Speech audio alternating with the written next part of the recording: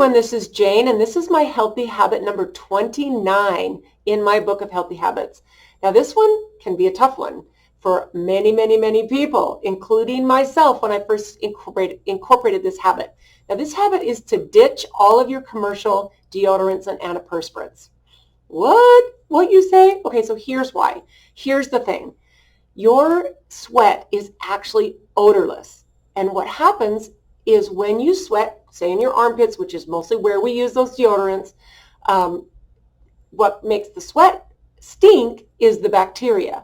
The bacteria feeds off the sweat, and it turns from millions of bacteria into billions of bacteria. And if you're a modern human where you maybe don't eat clean, you have other things in your environment, your water, your food, that is causing your body to have toxins, your bacteria that is going to come out in your armpit, and then there's the sweat for it to feed off of, it's not going to smell good. That's where the stink comes from. So when I first heard about this is when I was in the gym. I used to own my own gym with one of my sisters. I was mid to late 30s, and one of my gym members came in, and she saw me putting on some deodorant because I used to carry a commercial deodorant with me in my gym bag at the gym because I was working out all day. I was personal training. I was active. And I didn't want to stink. I was always just kind of putting a little bit of deodorant on so that I wouldn't offend anybody, including myself. And she said to me, "Oh my goodness, here's why you don't want to do that. You need to not wear anything, or you need to find a natural deodorant because it's so bad for you." And I was kind of like, and then we had a little conversation and she left. And I was kind of like, okay, that's crazy. That's a hippie girl. There's no way I would ever stop using deodorant because I don't want to offend the people that I'm around or myself. And then I started doing a little bit of research. And I was like, okay, there's some pretty bad stuff in these commercial deodorants and antiperspirants. Now, the number one thing that you probably know about in an antiperspirant, what makes you stop sweating, what cuts off those sweat glands, is aluminum. Now, if you know anything about aluminum, it is a neurotoxin. You don't want to put any heavy metals into your body. In fact, you want to do quite the opposite. You want to take heavy metals and remove heavy metals from your body. And there's things that do that, like broken cell wall chlorella or cilantro.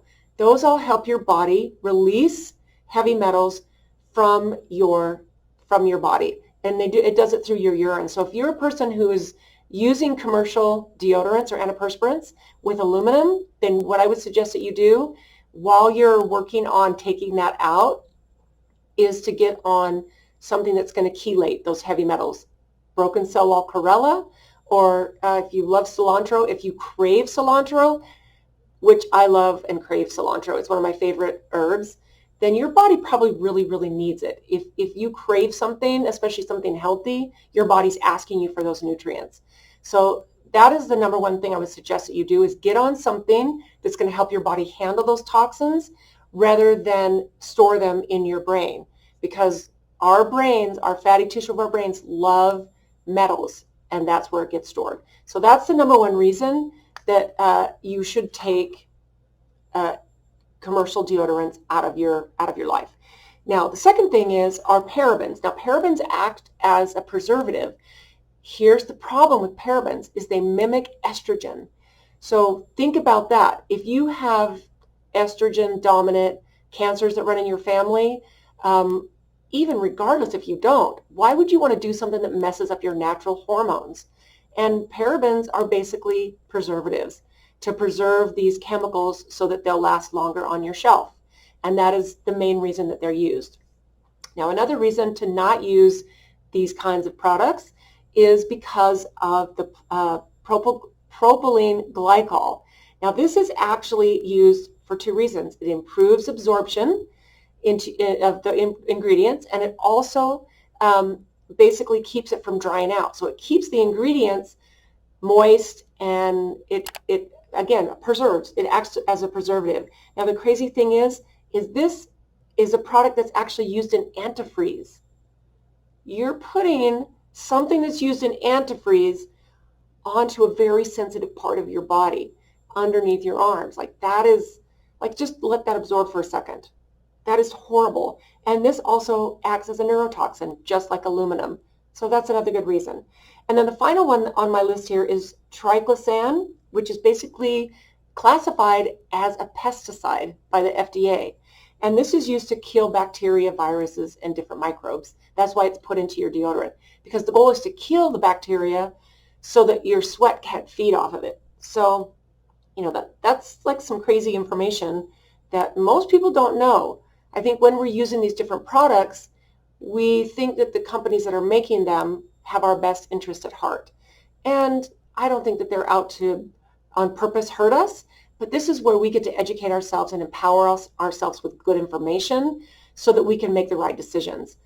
So when I first started on this journey of getting rid of these products, I tried everything, every natural ingredient or natural products that had none of these things in it.